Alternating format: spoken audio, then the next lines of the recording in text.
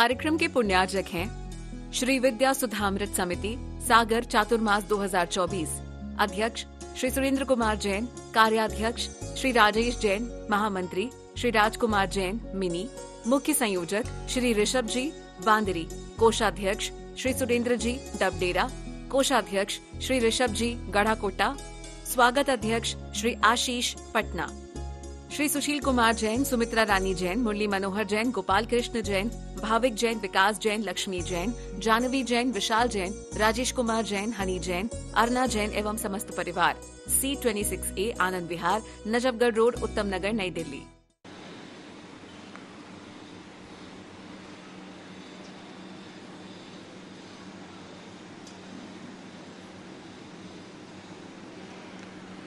शुद्ध जलधिपारिकेभ्यः सपर्मति भावना पटोमतेभ्यः सुचरित तपोनिधेभ्यो नमो गुरुभ्यो गुणगुरुभ्यः। 36 गुण सम्मग्गे पंचमी आचार करण संदर्शे शिष्यानुग्रह कुशले धम्मायिनी सया वंदे गुरुभक्ति संयमेण तरन्ति संसार सायरं गुणं जुन्नन्ति अट्टकम्मं यं मरणं न पावयन्ति हे नित्यं व्रतवन्तो मनिरता ध्यानाग्निहोत्राकुला षट्कर्माभिरतास्तपो दन्दना साधु प्रिया साधिवा शील प्रावरणा गुण प्रहरणा चंद्रार्गते ज्योतिका मोक्षद्वारिक पाठ पाटन वटा प्रीडन्तु मां साधिवा गुरुवापान्नुत्यं ज्ञान दर्शन नायिका चारित्राणौ गंभीरा मोक्ष मार्ग उपदेशका इच्छायुन्ते आर्गतिकाउ सदोतौ तस्सालोच्य पंचमा सम्मणान सम्बंधन सम्मचर्य जत्ताणं पंचवी आचारणं आयरियाणं आयरादि सुन्नाणो उपदेशियाणं उज्जायाणं तीरेंगुन पालरयाणं सब्बसाउडं शरणचकालं वंचेमि पूजेमि वंदामि नमनसामि दुःखकोकमको गोइलाओ सुगई गमनं समाहिमणं जिनगुण संपत्ति हो मध्यम मोक्ष मार्गस्य नेतारं वेत्तारं कर्म भूभृतां ज्ञातारं विश्वतत्त्वानां वंदे तद्गुणलब्धये।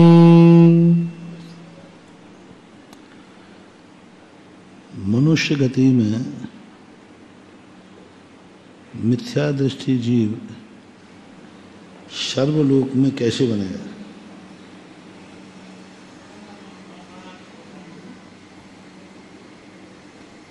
मिथ्या दृष्टि जीव मनुष्य गति है, सर्वलोक कैसे बनेगा? मारणांतिक समुद्घात की अपेक्षा से।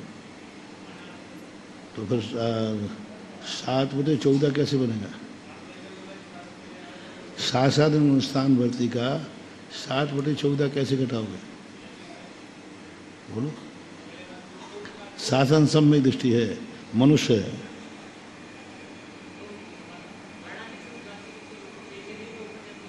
कौन? मनुष्य। तो यहाँ से अंतिम बात बोला है 7 राजू है। तो मनुष्य की अपने साधन में 7/14 बनेगा। मिथ्या दृष्टि समुद्घात कहीं भी कर सकता है, दोनों समुद्घात की अपेक्षा ही है। और एक और आता उपाद पद। तो मिथ्या दृष्टि का और सम्यक दृष्टि का जो है उपाद पद भी, यानी वो जाके वहाँ उत्पन्न हो जाता है, लेकिन वो फिर मनुष्य गति नहीं कहलाएगी। उत्पन्न तो हो रहा, मनुष्य गति में 7/14 लगाना है। तो मनुष्य गति में 7/14 कब बनेगा? मान उपाद पद की अपेक्षा नहीं बनेगा, क्योंकि दूसरी आयु प्रारंभ उत्पन्न होने के पहले ही हो गई। उपाद पद कहाँ से शुरू होता है? आयु के प्रथम समय में ही उपाद पद चालू हो जाता है। उत्पन्न नहीं हुआ, आयु का पहला समय ही उपाद कहलाता है। उपाद जन्म अलग है और उपाद पद अलग है। उपाद जन्म तो किनके होता है? देव और नारकियों के, लेकिन उपाद पद सभी जीवों का। तो उपाद का अर्थ क्या होता है? आयु के उदय का प्रथम समय को उपपाद पद बोलते हैं, और देव नारकियों का उपपाद जन्म होता है। इतना अंतर समझना। चलो, इंद्रियानुवादेन एक इंद्रिय ही सर्वलोका स्पष्टः।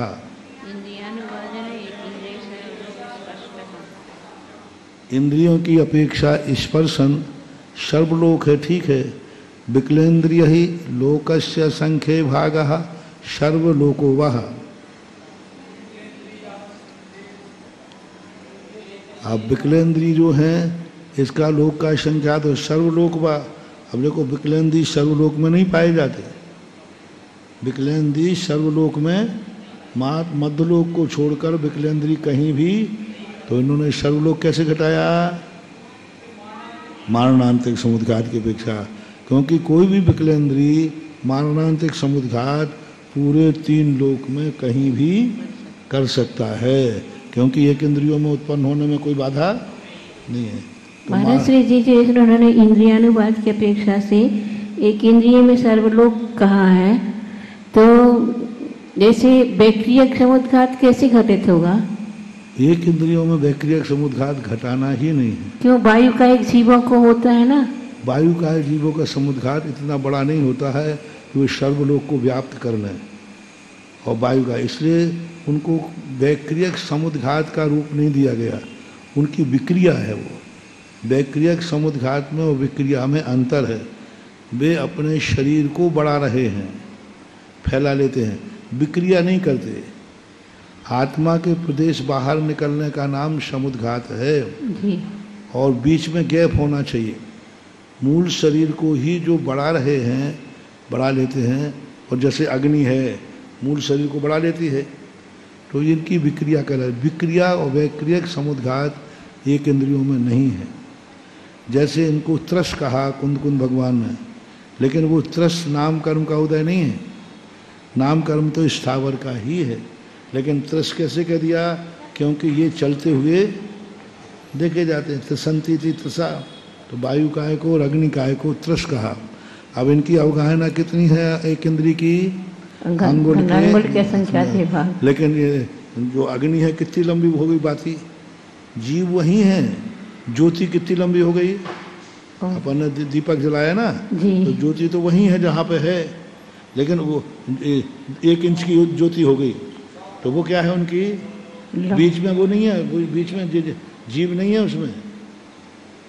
जी, अग्नि का जीव निराधार नहीं होते हैं, कोई ना कोई उनका शरीर है कि नहीं, आधार है। लेकिन फिर ये क्या है? तो उन्हीं का शरीर की वृद्धि है, तो उसको विक्रिया, अपने शरीर को बड़ा कर लेना, ये विक्रिया है, वैक्रियक समुद्घात नहीं।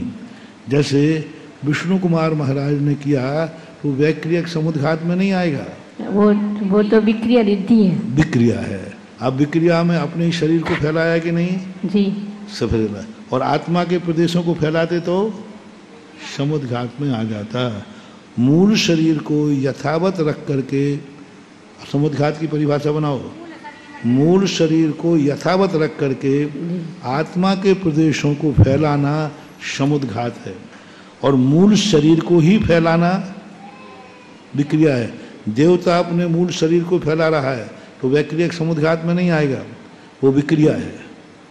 अणिमा महिमा आदि है ना, ये अणिमा महिमा प्राप्ति, ये महिमा आदि कर रहा है, उस समय वो समुद्घात नहीं हो, शरीर को बड़ा कर दिया, जैसे विष्णु कुमार ने किया। इसलिए नारकियों में वैक्रियक समुद्घात नहीं है। विक्रिया शरीर है कि नहीं? जी, वैक्रियक शरीर है, लेकिन नारकियों में वैक्रियक समुद्घात नहीं होता। कसाय समुद्घात, वेदना समुद्घात, ये सब होते हैं, वैक्रियक समुद्घात नहीं कर सकते हो, क्योंकि अपने मूल शरीर को ही बना लेते, मूल शरीर बना लेते। जैसे स्थूल भद्र ने बना लिया था, मनुष्य थे 3 इंच का बना लिया, ऐसे ही नारकी थे, पेड़ बना लिया उन्होंने। तो नारकियों में विक्रिया होती है, वैक्रियक शरीर होता है, लेकिन समुद्घात नहीं होता है। वैक्रियक समुद्घात मात्र देवों में ही होता है। अब तुम कहो चक्रवर्ती में, चक्रवर्ती में वो भी विक्रिया, वैक्रियक समुद्घात नहीं है। हालांकि समुद्घात के पूरे लक्षण हैं। अपने मूल शरीर के अलावा अन्य शरीर बनाया कि नहीं? अच्छा, शरीर वो अलग है, तो बीच में आत्मा के प्रदेश हैं कि नहीं? 96,000 विक्रियाएं बनाई, तो 96,000 के बीच में जो आकाश है उसमें भी आत्मा के प्रदेश हैं कि नहीं? हैं। तो वैक्रियक समुद्घात के लक्षण पूरे हैं। लेकिन ना तो वो वैक्रियक शरीर है और ना ही वैक्रियक समुद्घात है, वो एक अलग से अपवाद है, ऐसा मानना चाहिए। मतलब इसका वैक्रियक समुद्घात नहीं बनेगा, उसकी अपेक्षा से सर्वलोक नहीं बनेगा? नहीं बनेगा ही नहीं। वायु काय जीवों की विक्रिया है, शरबत है।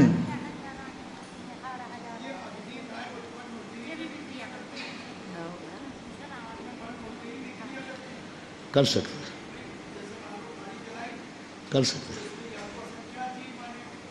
नहीं, असंख्यात जीवों का पुंज तो है ही, और वो सब ने मिल करके विक्रिया कर ली।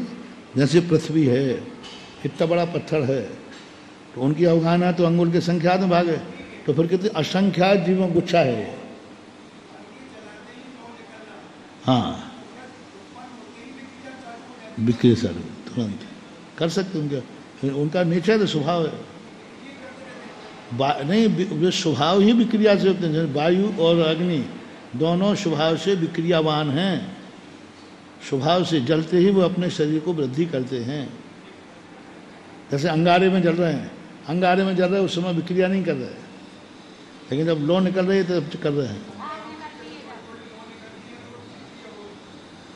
कई लोग ऐसा मानते हैं कि एक अंतर मुहूर्त तक उसमें जीव नहीं रहता है, अग्नि है वो, अग्नि कायक नहीं है, पर ऐसा आगम में उदाहरण नहीं मिला।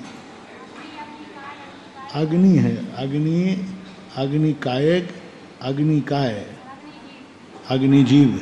तो अग्निजीव तो ठीक है जो आ रहा है, अग्नि मानते हो, कहते वो अग्नि है, एक अंतर मुहूर्त बाद उसमें जीव उत्पन्न होगा, लेकिन आगम वचन ऐसा नहीं है।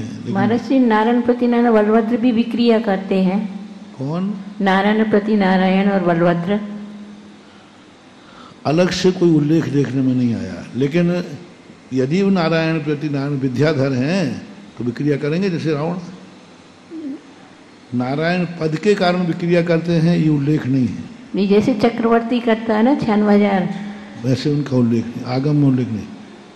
विद्याधर है तो विद्याधर के कारण से विक्रिया करेगा, जैसे तो विद्याओं की वजह से हो गया। चक्रवर्ती अर्धचक्री कारण से आगम में कहीं वचन नहीं लिखा। 16,000 या 8,000 रावण की 16,000 विक्रिया करता था, ऐसा उल्लेख नहीं है। विक्रिया तो करता था विद्याधर होने से, लेकिन वो 16,000 विक्रिया करेगा, 8,000 करेगा, ऐसा कोई आगम में उल्लेख नहीं मिला।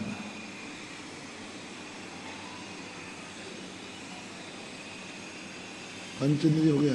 पंचेंद्रिय मिथ्या दृष्टि लोकस्य संख्ये भागा 8 14 भागा वह देशु नाह सर्वलोको वह।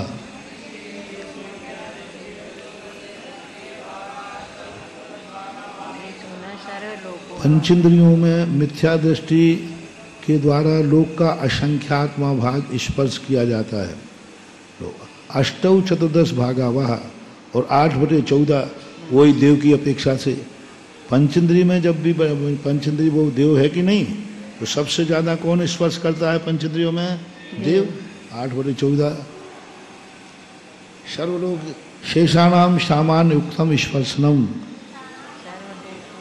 शेष का सामान्य के समान जान लेना चाहिए। कायानुवाद ने स्थावर काय कई सर्वलोक स्पष्टा, कायानुवाद में स्थावर काय को सर्वलोक स्पष्ट होता है। त्रिस्काय का नाम पंचेंद्रियवत स्पर्शनम। त्रिस्कायकों का कितना बताया? जितना कि पंचेंद्रिय का बताया है, 8/14। सर्वलोक भी है, पंचेंद्रिय का भी सर्वलोक बताया। हाँ, उसी के समान जानना। पंचेंद्रिय का सर्वलोक मारणांतिक समुद्घात की अपेक्षा, मारणांतिक और उपाद पद की अपेक्षा से। उपाद पद में पंचेंद्रिय पना खत्म हो जाएगा, उपाद पद से नहीं बनेगा, क्योंकि पंचेंद्रिय यहाँ है। जैसे सर्वलोक का आयु आया तो एक इंद्रिय का उदय आ जाएगा। पंचेंद्रिय कहाँ रहा? प्रभु एक इंद्रिय हो गया। आयु के प्रथम समय में ही उपाद पद हो जाता है, तो उसी समय उसका इंद्रियपना खत्म हो जाएगा, पंचेंद्रियपना। तो मारणांतिक समुद्घात की अपेक्षा ही घटाना, उपाद पद की अपेक्षा नहीं। और इसका भी त्रिस्कायकों का भी मारणांतिक समुद्घात की अपेक्षा सर्वलोक है और बाकी सामान्य है। लेकिन महाराज श्री जी इसमें जो नीचे टिप्पणी दी है ना, उसमें उन्होंने लिखा मारणांतिक रूपात की अपेक्षा से प्राप्त होता है। लिख दिया हो तो बात अलग है, बाकी कायदा से उनका उत्पन्न होना वहाँ तक वो जा सकते हैं, इसलिए अपेक्षा बना दिया।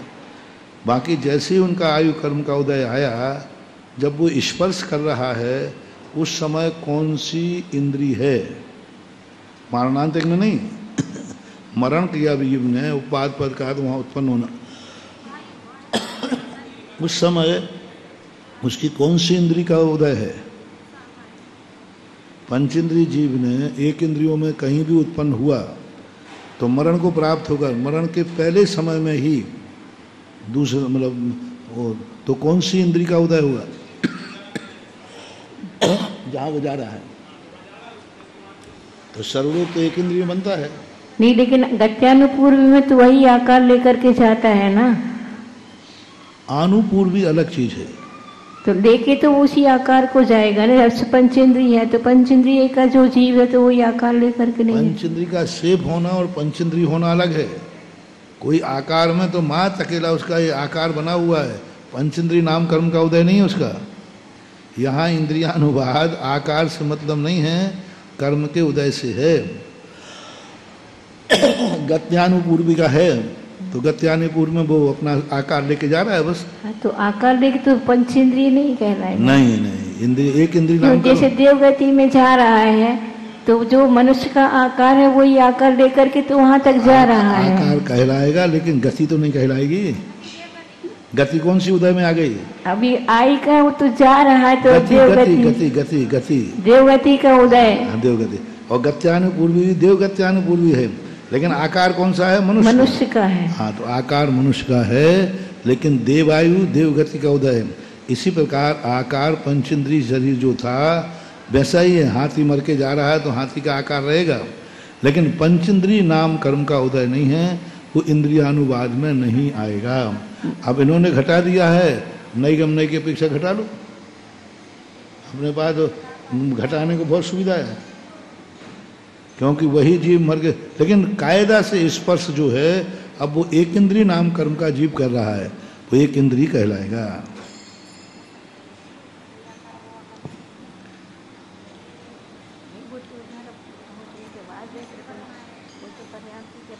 योगानुवाद है बांग मनस्य योगी नाम मिथ्या दृष्टि भी लोकस्य संगे भागा अष्टौ चतुर्दश भागा वा देशूना सर्वलोकवाह। यही भी वही है, वचन योगी और मन योगी, काय योगी छोड़ दिया। हम वचन और मन योगी में अष्टौ चतुर्दश भागा, वही देवों की अपेक्षा, सर्वलोक मारणांतिक समुद्घात की अपेक्षा, साधन सम्यक दृष्टि आदि नाम क्षीण कसायंता नाम सामान्य युक्तम स्पर्शनम।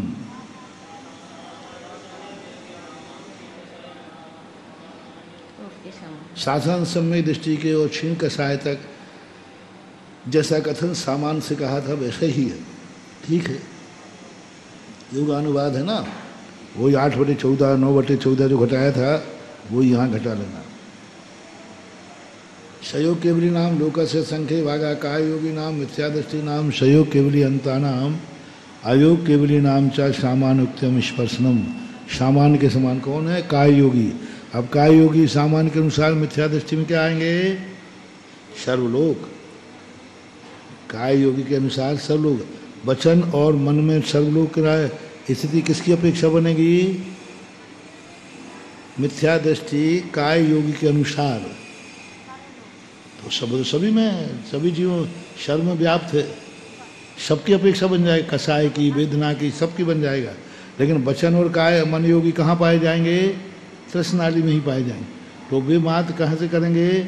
मारणांतिक समुद्घात की अपेक्षा।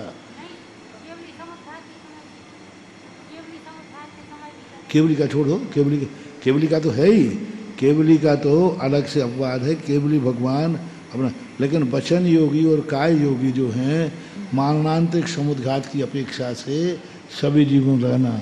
और सहयोग केवली में केवली समुद्घात की अपेक्षा है। किनका? विग्रह गति में कहा उनका, जिस समय वो सर्वलोक को स्पर्श कर रहा है उसमें अनाहरक है? नहीं, जो समुद्घात केवली समुद्घात होता है वो किसके निमित्त से होता है? काय के निमित्त से होता है, तो फिर वहाँ मन और वचन नहीं होता क्या? दो समुद्घातों में होता है, दंड और कपात में। दंड और कपाट में उनका मनोयोग है, पितर और लोक पुराण में मात्र वो कार्मण काय योगी हैं, वचन योगी मनोयोगी नहीं है। उस समय उनके औदारिक नाम कर्म का उदय खत्म हो जाता है। जिस समय वो समुद्घात करते, समुद्घात कितने हैं? दंड, कपाट, पितर और चार। तो चार में दो में तो वो हैं, दो में तो औदारिक नाम कर्म का उदय है, आहारक भी हैं। और जैसे वो पितर लोक पूरा में जाते हैं तो कार्मण कायोग का होता है और अनाहरक दशा प्राप्त हो जाती है। इसलिए उनके वचन योग मनो कार्मण कायोग के साथ वचन योग और मनोयोग का निषेध किया है। कायोग है, कायोग भी कौन सा है? कार्मण कायोग। हाँ, इसलिए नहीं, औदारिक कायोग अनाहरक दशा में होती ही नहीं। वैक्रियक, आहारक और औदारिक ये कायोग अनाहरक दशा में नहीं होते। मिश्र कायोग अनाहरक दशा में नहीं होते, मात्र कायोग में होता है। तो कार्मण कायोग ही मात्र अनाहरक दशा में होता है, ऐसा मानना चाहिए। मतलब 3 समय कार्मण का योग रहता है। जाते समय, लौटते समय, लौटते में आएगा, आगे जाकर के मिश्र हो जाएगा। वहाँ भी मिश्र बनाया, औदारिक मिश्र। जब वो कार्मण समुद्घात करके लौटेगा तो जैसे ही वो पितर में प्रवेश करेगा तैसे ही वह औदारिक मिश्र कायोग का उदय है केवली वो। महाराज जी, ये मिश्र दशा जो बनती है तो किस रूप में बनती है? औदारिक मिश्र है, वैक्रिक मिश्र है। कार्मण कायोग के निषेक और औदारिक कर्म के निषेक जो हैं, दोनों के दोनों निषेक पूर्ण रूप से मिश्रित नहीं हो पाते, मिश्रित नहीं हो पा रहे। और जब पूरे मिश्र हो जाते हैं तो औदारिक नाम कर मुख हो जाता है, हावी हो जाता है। जैसे इसका उदाहरण है, पानी ले लें अपन, पानी की एक बूंद स्याही की डाल दें तो पानी में स्याही की बूंद डालते ही अलग दिख रही कि नहीं? जाते दिख रही कि नहीं? अभी मिश्र दशा है। और जब स्याही पूरी मिल जाएगी तो औदारिक का। अब कलर कौन सा, पानी का रहेगा कि स्याही का? जब तक, अच्छा उदाहरण है, स्याही और पानी जब तक हमें स्पष्ट अलग दिख रहे हैं तो मिश्र है। और जब जैसे ही मिला तो पानी कलर खत्म हो जाएगा, स्याही का कलर आ जाए, तो वो औदारिक मिश्र हो गया।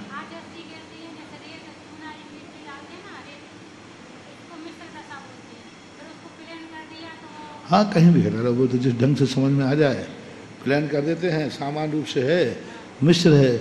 और जब उसको पूरा मिला प्लास्टर कर दिया तो सब मिलके हो गया औदारिक मिश्र से। 2 प्रकार की वर्गणाएं, औदारिक और कार्मण, वर्गणाओं के योग से। वर्गणाएं नहीं होती, कर्म होता है। वर्गणाएं अलग चीज है, वर्गणाएं सामान्य होती हैं। मिश्र वर्गणाएं, कभी मिश्र वर्गणाएं जो अपन ग्रहण करते हैं वो नहीं है, अपन तो ग्राह्य वर्गणाएं ग्रहण करते हैं। कार्मण कायोग में मिश्रता है, कर्म में मिश्रता है, वर्गणाओं में नहीं, कर्म की वर्गणाओं में। तो जब वो कर्म संज्ञा को प्राप्त हो गया है, 2 कर्म मिल रहे हैं, कार्मण कर्म, कार्मण शरीर है कि नहीं?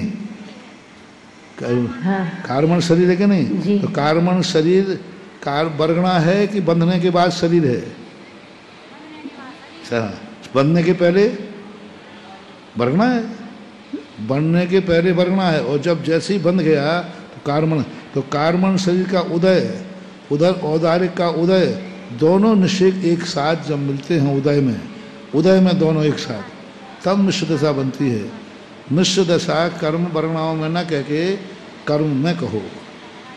औदारिक 23 प्रकार की वर्गणाएं बताई हैं, उसमें भी तो मिश्र वर्गणाएं आती हैं ना? लेकिन औदारिक मिश्र कार्मण मिश्र नहीं होगी। मिश्र वर्गणा है वैसे कि ग्राह्य और अग्राह्य, ये उससे साथ मिश्र बनता है। शून्य वर्णा अशून्य वर्णा उनके साथ मिश्र बनता है, कर्म के साथ नहीं है। औदारिक मिश्र नाम की कोई वर्णा नहीं है, औदारिक नाम की कोई वर्णा नहीं है, कार्मण नाम की कोई वर्णा नहीं है, तेजस नाम की कोई वर्णा नहीं है। उनकी जो मिश्र वर्णाएं हैं वो अलग चीज है। दाल चावल का मिल जाना अलग चीज है और दाल चावल मिलकर खिचड़ी बन जाना अलग चीज है। दाल चावल का मिलने का नाम खिचड़ी तो नहीं है। यहाँ जो मिश्र दशा बन रही वो खिचड़ी के समान है, दोनों मिल करके पहले खिचड़ी रूप पके हुए है, ऐसा मान रहे। महाराज जैसे आचार्य जी कहते हैं छत्ता होता है ना, छत्ता, तो छत्ता में जो डंडियाँ होती हैं, मतलब जो बीच में लगी रहती हैं, वो वर्गनाएं, कार्बन वर्गनाएं, और जो पूरा छत्ता खुल करके हो जाता है तो वो औदारिक वर्ग मतलब हो जाता है, ऐसा दृष्टांत देते हैं। घट औदारिक वर्णा अपन प्रकृति डालती है उन वर्गनाओं में नाम। प्रकृति का अर्थ क्या होता है? स्वभाव। अभी सामान्य वर्णा ग्रहण करके आई थी, अब यही वर्णा सामान्य है ग्रहण करना, अभी कोई भेद नहीं है। आश्रम में 8 प्रकार की वर्णाएं ग्रहण नहीं करता व्यक्ति, आश्रम तो सामान्य वर्णाओं का करता है। फिर प्रकृति क्या करती है? बंटवारा करने। ये वर्णाओं में ज्ञानावर्णी, ये वर्णाओं में दर्शनावर्णी, ये वर्णाओं में वेदनी, ये मोहिनी, ये प्रकृति का काम है। आश्रम में तो सामान्य वर्णाओं का आश्रव होता है। अलग से पूरे संसार में औदारिक शरीर की वर्णाएं भरी हैं अलग, वैक्रिया की अलग भरी हैं, साता वेदनी अलग भरी है, तो फिर प्रकृति बंध का क्या मतलब है?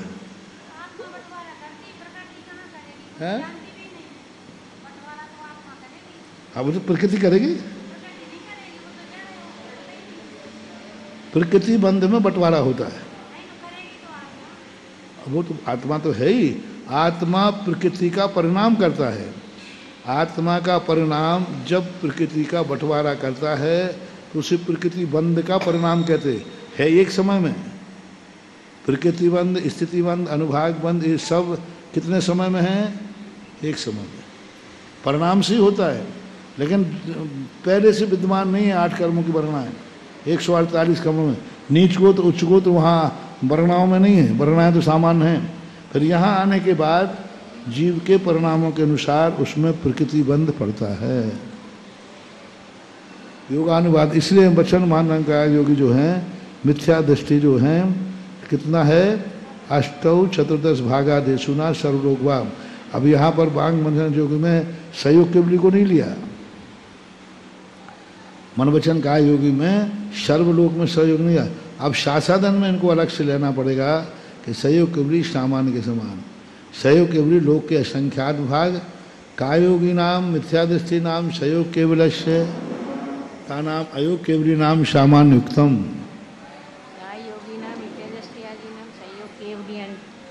अब देखो यहीं देखो क्या दिया, का वचन और मन में सहयोग केवली कितना स्थान ग्रहण कर रहे हैं?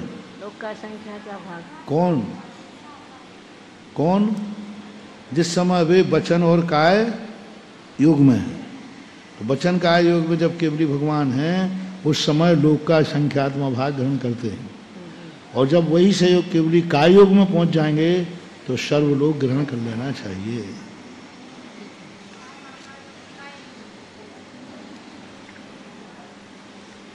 केवली अंतनाम अयोग केवली नाम च सामान्युक्तम स्पर्शनम। वेदानुवादेन स्त्री पुंवेद ही मिथ्या दृष्टि भी लोकस्य संख्य भाग स्पष्ट।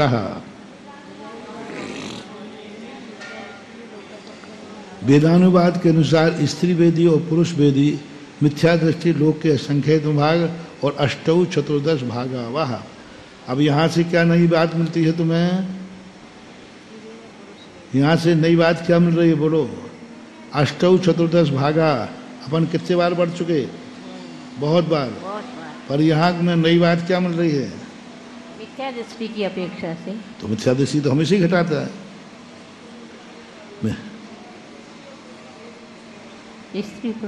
स्त्री की अपेक्षा स्त्रियां भी ऐसे नहीं घटा रहे हैं। अब स्त्री तो 16वें स्वर की स्त्री तो बनेगी नहीं, तो नीचे दोनों देव युगल के साथ गए हैं। देव और देवी। हाँ, वो भी देवी भी नीचे की होगी, ऊपर की देवी नहीं, क्योंकि ऊपर की देवी की लेशा कौन सी है? शुक्ल लेशा वाले नीचे नहीं जाते। तो अब ये क्या है? देवी भी हो गई यहाँ पर, है ना। भवनवासी, व्यंतर, 12वें स्वर्ग या जो भी स्वर्ग हैं, इनकी देवी भी साथ में गई है, तभी स्त्री वेदी के साथ बनेगा। पुरुष वेद के साथ तो बन ही रहा था, लेकिन देवी के साथ भी 8। और वहां से उस देवी ने जाकर के विक्रिया की, कहाँ पर? तीसरे में। क्योंकि वहां विषम वेद नहीं पाए जाते। हाँ, वो पद्म पुराण के अनुसार ऐसे लिखा है। सिद्धांत नहीं मानता, प्रथमान युग का कथन है, पर सिद्धांत तो स्पष्ट कहता है शुक्लेश्या वाले अधोगमन नहीं करते। अभी लेश्यानुवाद में आ ही रहा है, देख लो। मतलब अकेली स्त्री नहीं जा सकती महाराज श्री जी? जाने में बाधा भी क्या जाती हो तो नहीं, जैसे इन्होंने 8 बटे 14 बनाया है तो अकेला स्त्री वेद के साथ नहीं बनेगा फिर ये, क्योंकि दोनों जब जा रहे हैं तो फिर। अरे भाई, सहेलियां भी तो होती हैं। जब देव को ले गया वहां तो 16वें स्वर की देवी नीचे के स्वर की देवी के लिए चलो अपना हमारा स्वर घूमने आते हैं। और स्त्रियों में तो ज्यादा होती घूमना घुमाने का भाव, चलो हम तुम्हारे घर आए तो हमारे घर चलो, तो देवी ले जाए, क्योंकि वो भी तो अवध ज्ञान से जान सकते हैं। उनका कोई दोस्त या सहेली या परिवार वाला नीचे स्वर्ग में जन्म लिया है तो उससे मिलने के लिए वो जा सकते हैं। देवी में कोई बाधा नहीं। देवियों के ऐसे कई उल्लेख मिलते हैं तो देवियां अकेली ही जाती हैं। नहीं, अभी आपने कहा ना कि पुरुष के साथ तो बनता ही है, लेकिन स्त्री वेद के साथ भी 8 बटे 14 बनाया है। हाँ। इसका मतलब दोनों साथ जाते हैं। तो साथ में तो कोई विकल्प ही नहीं है। तो साथ में तो चले जाएंगे, लेकिन यदि मान लो कोई पुरुष देव नहीं गया उसके साथ में तो 8 बटे 14 राजू उनकी अपेक्षा से नहीं बनेगा क्या? बनेगा तो फिर वो अकेली दोनों के साथ भी बने। यहाँ तो दोनों का बराबर बन रहा है इसलिए दे दिया, स्त्री पुरुष जाने की अपेक्षा नहीं दिया। दोनों का स्पर्श एक समान बनता है इसलिए जी। और स्त्री के साथ भी, स्त्री वेद के साथ भी 8 बटे 14 बनाने में कोई बाधा नहीं है, बन जाते हैं।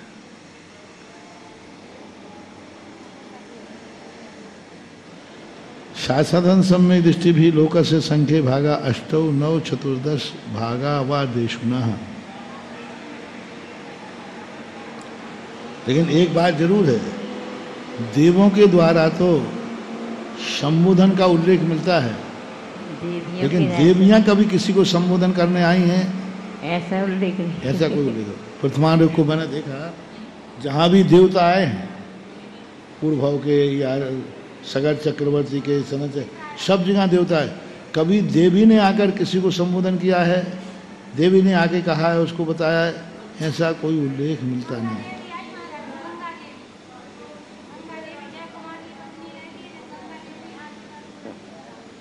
गंगा देवी जो है वो संबोधन करने नहीं आई, वो तो बाधा डालने आई थी। देवियों के व्यंतरणियों के द्वारा बाधा तो हुई है। जो पांडव आदि को जो पकड़ लिया था ना गंगा, हाँ, सुलोचना के हाथी को भी पकड़ लिया था। हाथी पे चढ़ी जाती थी सुलोचना सती, गंगा विग्रह की नहीं। सुरक्षा करना अलग चीज है। देवियों के कार्य तो देखे गए, जैसे अष्टकुमारियां आती हैं तो अकेली देवी आती कि नहीं, ये भी देव की देवियां हैं, कुमारी नहीं है। देवियां कभी कुमारी होती ही नहीं है, पहली बात। दूसरी बात, वैसे सुरक्षा सबके लिए आते हैं, लेकिन किसी विशेष कार्य के लिए संबोधन करने गए हों किसी को, ऐसा उल्लेख नहीं।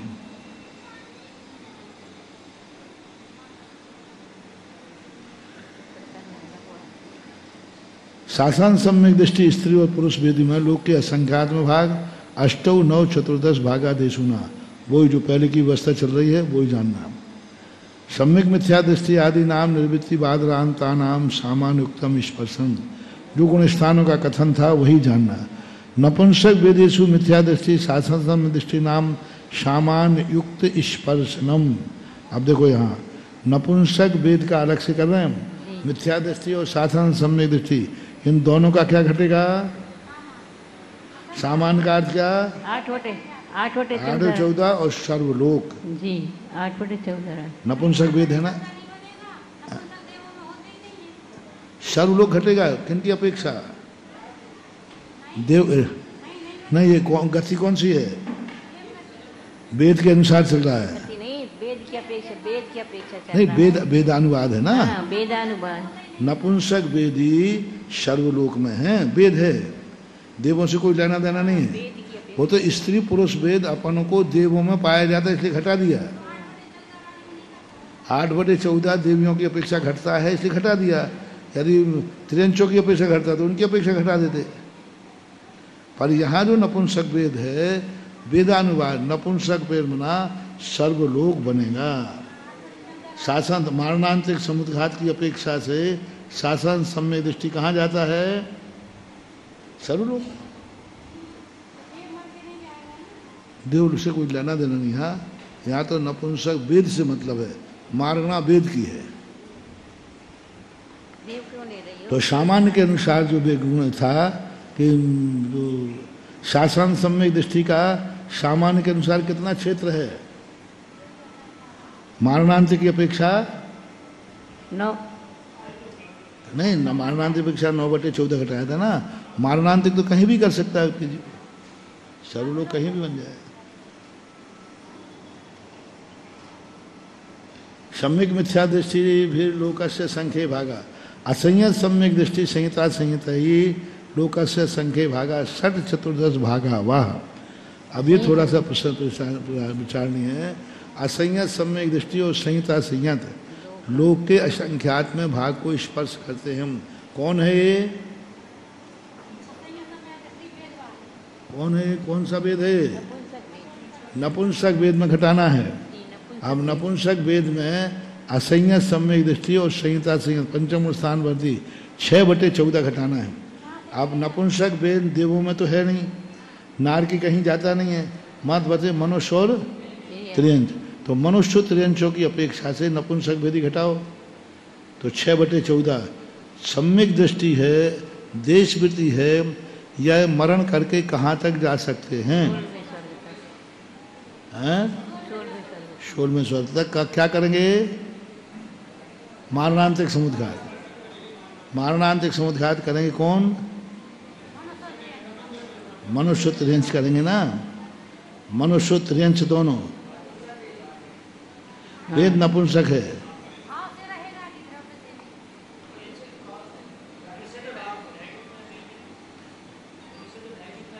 तो त्रियंचों के हटेगा ये। तो महाराज जी उसमें द्रव्य से के भाव से, नपुंसक वेद जो है वो द्रव्य से के भाव से, वेद जहाँ चर्चा हो भाव से। नपुंसक वेद जो 6/14 घटाया, ये मात्र किसकी अपेक्षा है? मारणांतिक समुद्घात की अपेक्षा 6/14। मनुष्यों का मिथ्या दृष्टि का तो पहले घटा के आ गए। अब ये कौन से गुण स्थान बढ़ती है? चौथा और पांचवा मारना। पांचवा और चौथा पांचवा है। ये हमेशा मारणांतिक समुद्घात करेंगे तो 16वें स्वर्ग में। तो 16वां स्वर्ग यहाँ से कितना है? 6 राज। अब इसमें यदि तुम्हारी थोड़ी बहुत बुद्धि हो तो कोई बाधा दे सके तो बतावे। मनुष्य के, हाँ वही बह रहा हूँ, मनुष्य के साथ क्यों नहीं बता रहे? कल आपने बताया था ना कि द्रव्य से मतलब, हाँ द्रव्य से वृद्धि है लेकिन भाव से चतुर्गुण स्थानवर्ती है, तो वो बना देवे। तो वो बना लेगा। नहीं बनाए, क्योंकि वो 2.5 दीप में पाया जाता है। यदि द्रव्य लिंग माना है 6 राजू तो बन जाएगा, लेकिन घन नहीं बन रहा ना, 2.5 दीप बन रहा है। जब तक एक राजू यहाँ नहीं बनेगा तब तक वो घन नहीं बनेगा। जब तक नहीं बनेगा तब तक जो तो 2.5 दीप में ही है। क्योंकि मनुष्य यदि असंयत सम्यक दृष्टि है या देशवृत्ति है तो कहाँ पाया जाएगा? 2.5 दीप में। और उसमें भी द्रव्यलिंगी है, वो तो 2.5 दीप में होता ही है। इसलिए मनुष्यों की अपेक्षा से 6/14 नहीं है। यदि मनुष्यों की अपेक्षा घटते तो वो तो 9वें ग्रह तक भी जाता है मिथ्या दृष्टि, तो वो नहीं मानना है। और चौथा गुण स्थान बढ़ती तो जा ही सकता है वहाँ तक, 9वें ग्रह तक तो जाने बाधा ही नहीं है। तो यहाँ उसकी अपेक्षा नहीं है। त्रियंचों की अपेक्षा ही घटित होगा, मनुष्यों की अपेक्षा घटित नहीं होगा। ऐसा प्रमत्यादि अनुवृत्ति बाधनांता नाम अवगत वेदी नाम च सामान्य युक्त स्पर्शनम। प्रमत्यादि अनुवृत्ति बाधनांता अवगत वेदी नाम च सामान्य युक्तम। 6ठे गुण स्थान से लेकर 9वें गुण स्थान तक जो सामान्य कथन किया था उसे जानना। कषायानुवाद ने चतुष्कषायाणाम अकषायाणाम च सामान्य युक्तम स्पर्शनम। कसाय के अनुसार जो सामान्य से कथन किया वही लगेगा, बिल्कुल इसमें कोई अंतर नहीं है। जिस गुण स्थान का लगाओगे, स्थान का कितना बनेगा, वही शासन का कितना बनेगा, वो जो घटाया है। जैसा घटाना, जैसा सामान्य घटाया पूरा, क्योंकि बिना कसाय के कोई जीव है ही नहीं, इसलिए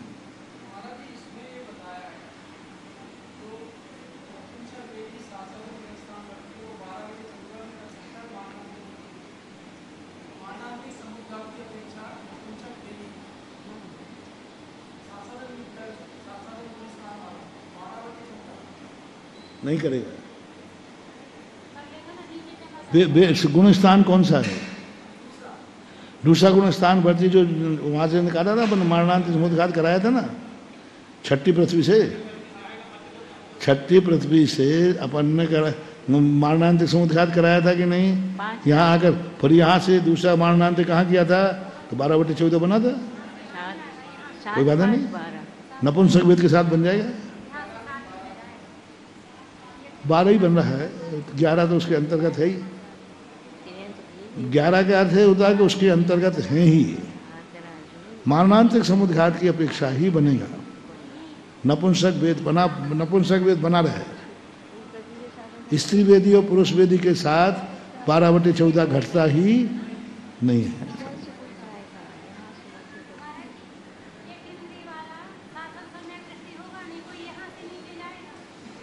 यहाँ से नहीं, छठी पृथ्वी का कोई जीव शासन गुणस्थान वर्ती ने मारणांतिक समुद्घात किया, वो आकर के मध्य लोक में कहीं त्रियंशों में,